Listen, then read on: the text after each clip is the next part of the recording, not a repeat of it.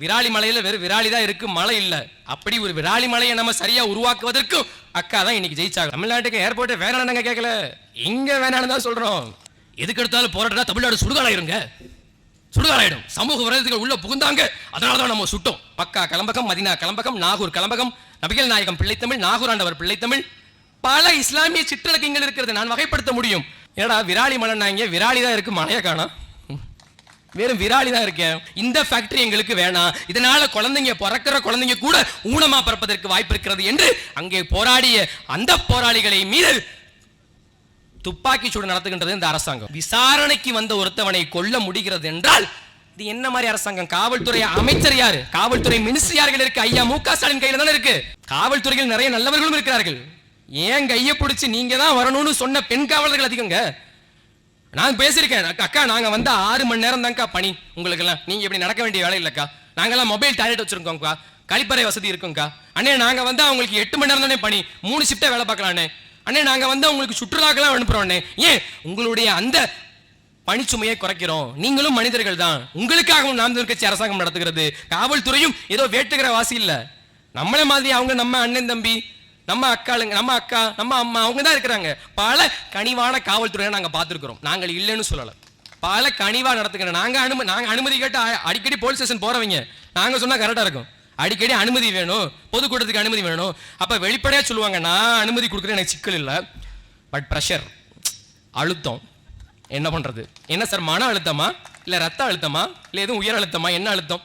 உயர் அதிகாரி அழுத்தம். சரி, அது அவங்களுடைய சிக்கல், அது நம்ம இது பண்ண வேண்டியதில்லை. அவங்களுக்கு சேர்த்து தான் நாம் கட்சி போராடுகிறது. இங்கே காவல்துறை பல போராட்டங்களை பாதுகாக்கிறது, பாதுகாப்பு கொடுக்கிறது. காவல்துறைக்கும் சேர்த்து ஒரு கட்சி போராடுகிறது என்றால் அது நாம் தமிழர் கட்சி தான். ஏன் நாம அவர்களையும் நேசிக்கிறோம். ஆனால் காவல்துறை காவல் நிலையத்தில் நடக்கக்கூடிய இந்த மரணங்களை ஒருபோதும் நாங்க சகிச்சுக்க முடியாது. இன்னைக்கு எவனுக்கும் நடந்தது நாளைக்கு எனக்கு நடக்கலாம், உனக்கு நடக்கலாம், உன் பிள்ளைக்கு நடக்கலாம், உன் தம்பிக்கு நடக்கலாம், யாருக்கு வேணா நடக்கலாம். ஒரு காவல்துறை அதிகாரி அவர் பிள்ளைக்கு சரியா சிகிச்சை கொடுக்கலன்னு, மருத்துவமனை சிகிச்சை கொடுக்கலன்னு போரான சம்பவத்தை இப்ப பேசினாங்க.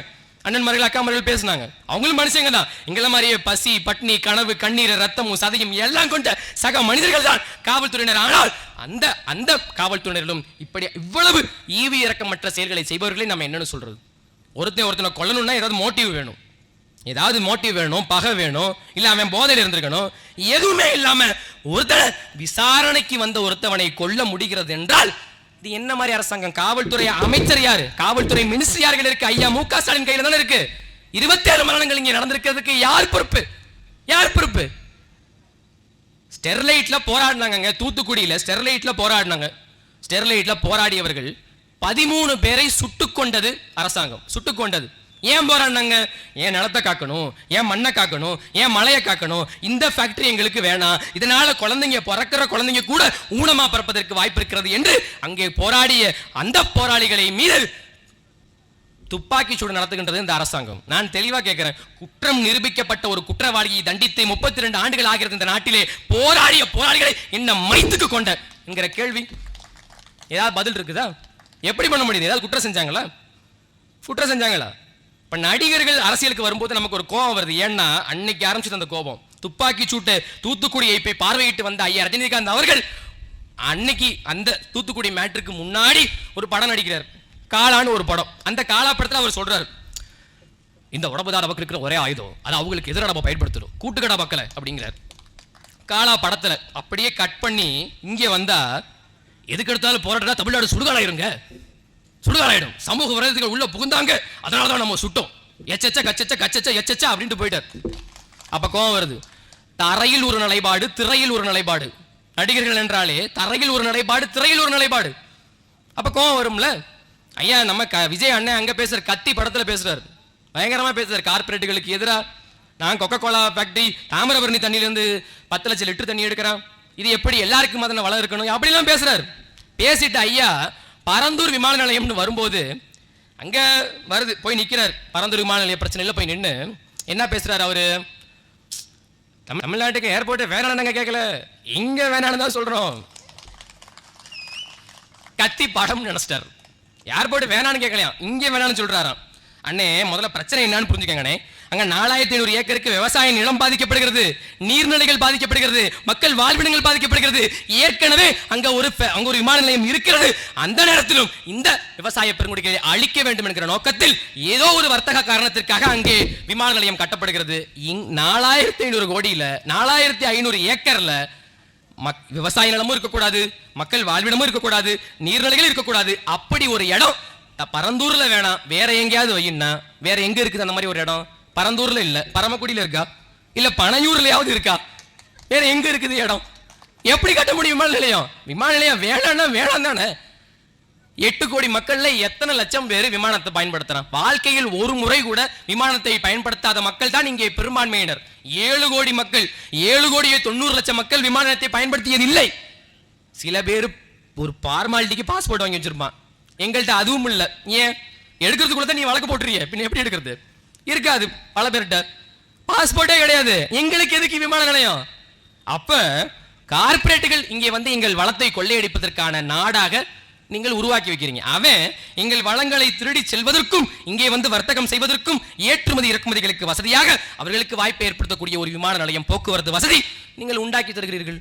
அவ்வளவுதான். அதுக்கு உங்களுக்கு இன்னொரு விவசாயம், உங்களுக்கு இன்னொரு விமான நிலையம் தேவைப்படுகிறது. நாளெல்லாம் பொழுதெல்லாம் எங்கள் செல்வம் கொள்ளை கொண்டு போகவோ நாங்கள் இங்கு சாகவோ என்று பாடினான் நம்முடைய பாட்டன். அப்படித்தான் இருக்குது. நம்முடைய வளங்கள் இங்கே எவ்வளவு கொள்ளை. இங்கே விராலிமலை பகுதி எதுக்கு ஃபேமஸ்னா கல்குவாரிக்கு ஃபேமஸ். எவ்வளவு கல்குவாரி! தண்ணி பிரச்சனையெல்லாம் தீர்க்கணும். என்ன பண்ணலாம்? கல்குவாரியை தோண்டிரு பல அடிக்கு, அங்க தண்ணி நிற்கும். தண்ணி பிரச்சனை தீர்ந்துருச்சு. ஐயா விஜயபாஸ்கர் போட்ட திட்டம். டாக்டர் இல்லையா, வலிக்காம ஊசி போடுற டாக்டர். யாருக்கு வலிக்காது அப்படி ஊசி போடுவார்.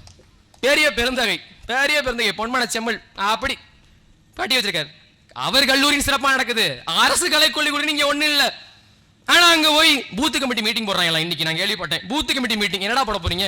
எங்களை எப்படி சுடுகாட்டில் தள்ளுறதுன்னு போட போறீங்க?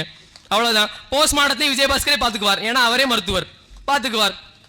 கல்குவாரி ஏத்துறான். அதாவது சிமெண்ட் தயாரிக்கிறதுக்கு என்று ஒரு ரா மெட்டீரியல் இருக்குது, மூலப்பொருள். அது என்னன்னா களிமண், சுண்ணாம்பு கல், சுண்ணாம்பு தாது, இது வேணும்.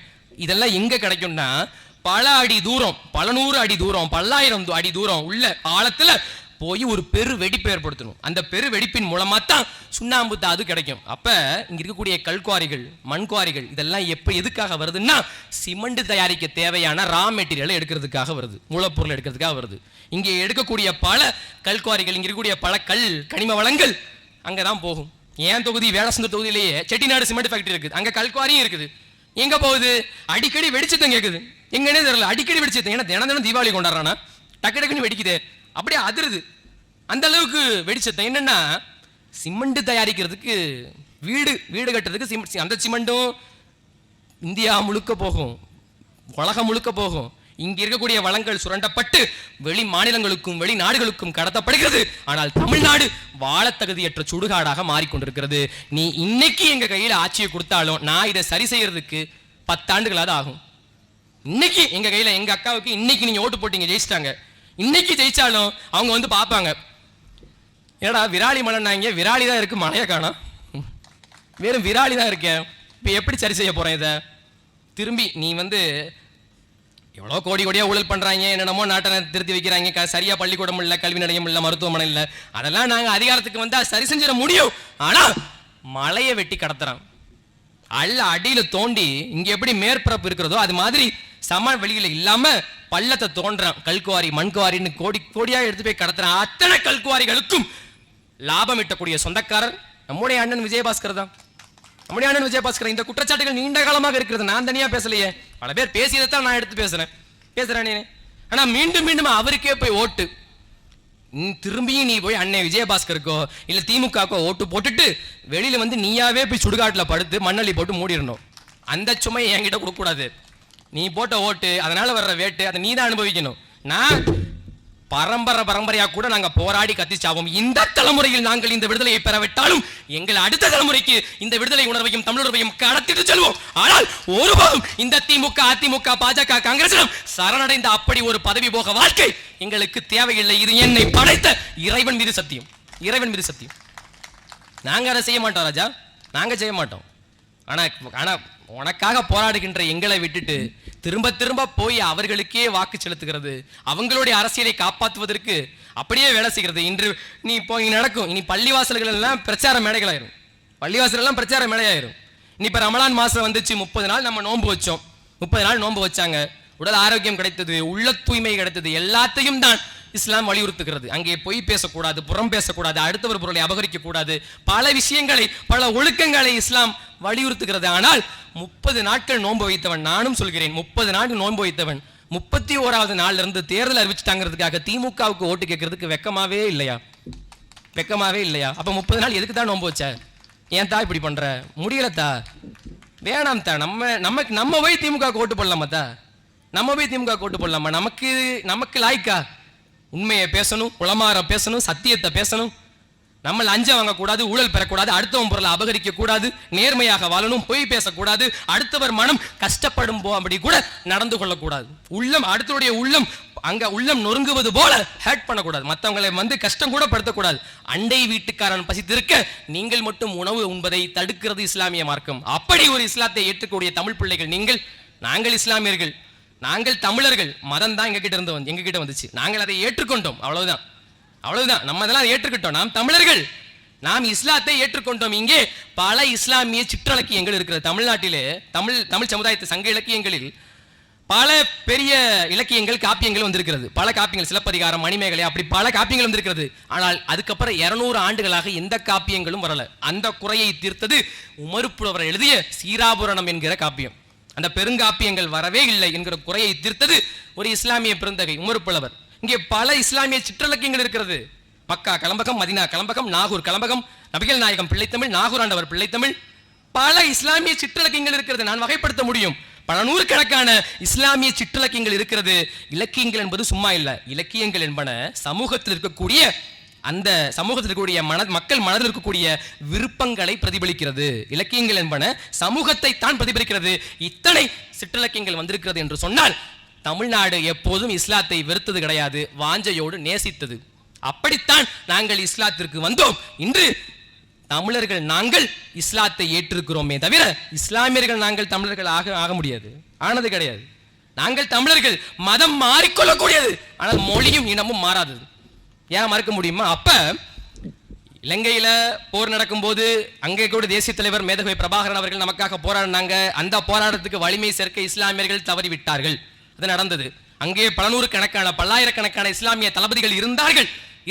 விடுதலை புலிகளிலும் பல நூறுக்கணக்கான பல ஆயிரக்கணக்கான இஸ்லாமிய தளபதிகள் இருந்தார்கள், அங்கே இருந்தது. அதுபோலதான் இங்கேயும் சீமானின் தளபதிகளாக பல இஸ்லாமியர்கள் இருக்கிறார்கள். அந்த போரில் நாம் பெரும்பாலான இஸ்லாமியர்கள் நம்முடைய தேசிய தலைவருக்கு வலிமை சேர்க்கவில்லை. அது நடந்தது. அங்கே கொத்தாக பல இஸ்லாமியர்களும் சேர்ந்து தான் செத்தார்கள். பல தேவர் செத்தான், தேவேந்திர செத்தான், பல்லன் செத்தான், பறையன் செத்தான், நாடார் செத்தான், வன்னியன் செத்தான், அது போல இஸ்லாமிய கிறிஸ்தவனும் தான் செத்தான். ஆனா போட்ட செய்தி என்ன தெரியுமா? ஒரு லட்சக்கணக்கான தமிழர்கள் செத்தார்கள் என்றுதான் செய்தி ஓட்டான். நீ செத்தப்பையும், நீ முகமது ராவுத்தர், இஸ்மாயில், இப்ராஹிம், ஹுசைன், அபுபக்கர் எல்லாம் செத்தப்பையும் கூட தமிழர்கள் செத்தார்கள் அப்படின்னு தான் செய்தி போட்டான். செத்து பிணமான பின்பும் நாம் இனமாகத்தானே இருக்கிறோம். வாழ்ற காலத்திலே நாம் இனமாக வாழ்ந்து தொலைச்சாத்தான் என்ன?